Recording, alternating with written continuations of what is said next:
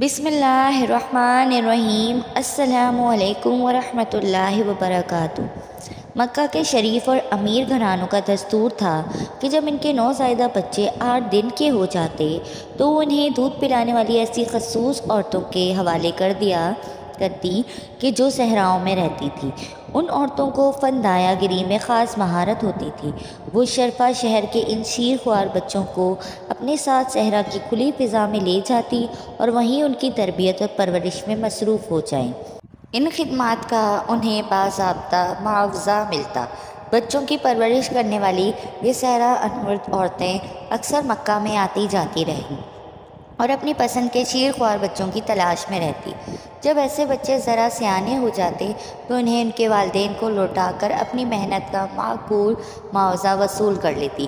ان حضرت کی ولادت کے چند روز بعد مکہ کے نوحائی صحراؤں کی چند دایا عورتیں شیر خوار بچوں کی تلاش میں قافلے کی صورت میں شہر میں داخل ہوئیں۔ اس قافلے میں بوڑھی لاغر حلیمہ سعدیہ بھی شامل تھی۔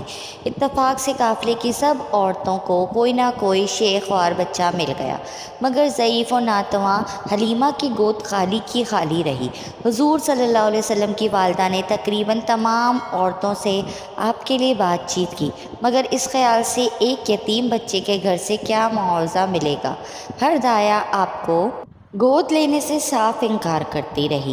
جب حضرت آمنہ نے بی بی حلیمہ کو اس کام کے لیے آمادہ کرنے کی کوشش کی تو اس کے دل میں یہ خیال آیا کہ وہ ایک یتیم بچے کو لے کر کیا کرے گی، اس کی بے سہارا والدہ پرورش کی محنت کا معقول معاوضہ کیسے عطا کر سکے گی۔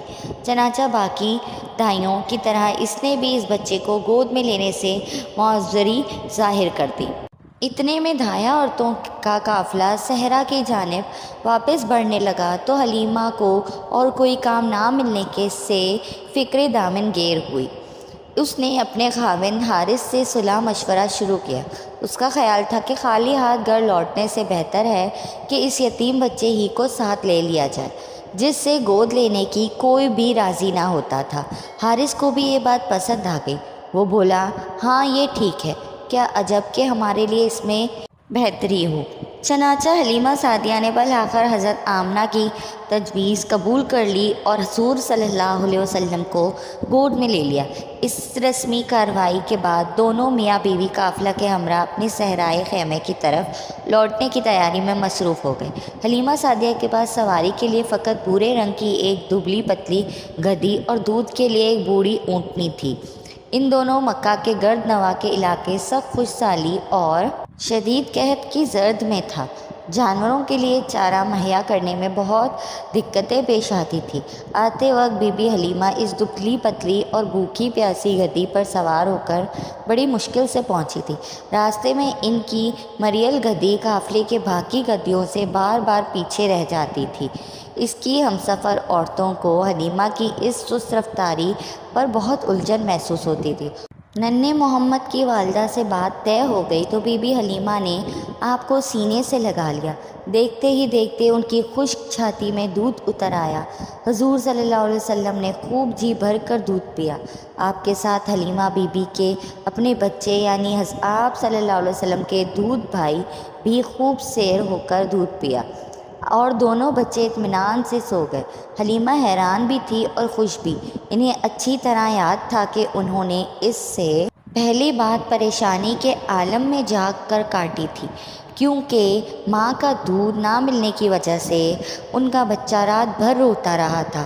اسے اونٹنی کا دودھ بھی میسر نہ آ سکا تھا، کیونکہ بوڑھی اونٹنی کی تھن بھی خشک تھے۔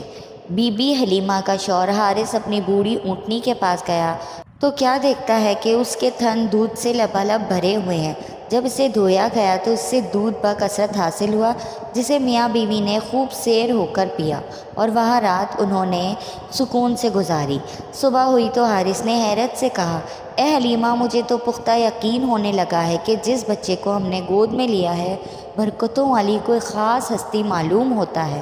حلیمہ مسکرائیں اور بولی، مجھے بھی ایسے ہی دکھائی پڑتا ہے، کیونکہ ہم پر تو ابھی ہی سے برکتوں اور نعمتوں کی بارش شروع ہو چکی ہے۔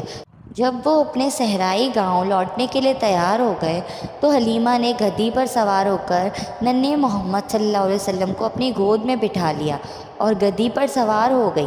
خدا کی کرنی کہ جو گدی آتے وقت سب سے پیچھے تھی اور سب کی پریشانی کا باعث بنی ہوئی تھی، سب سے آگے آگے دوڑنے لگی، حتیٰ کہ قافلے کی باقی عورتیں بار بار چلاتی، ارے حلیمہ ذرا دھیرے دھیرے چل، یہی وہ مریل گدی تو دکھائی نہیں دیتی جس پر سوار ہو کر تو ہمارے ساتھ گھر سے نکلی تھی۔ جب حلیمہ ان سے کہتی کہ یہ تو وہی مریل گدی ہے تو کسی کو یقین نہ آتا۔ شام کے قریب بی بی حلیمہ ننھی محمد صلی اللہ علیہ وسلم کو خوشی خوشی اٹھائے اپنی صحرائے میر پہنچ گئی۔ یہ تھی بی بی حلیمہ کی قسمت۔ حلیمہ سعدیہ کی قسمت پر رشک آتا ہے مجھے کہ ان کی گود میں حضرت محمد صلی اللہ علیہ وسلم جیسی پاک ہستی آ گئی تھی۔ سبحان اللہ۔ آپ کو میری ویڈیو پسند آئی ہو تو لائک، کمنٹ اور شیئر کریں، اور میرے چینل اسفا یوسف کو سبسکرائب کریں۔ جزاک اللہ۔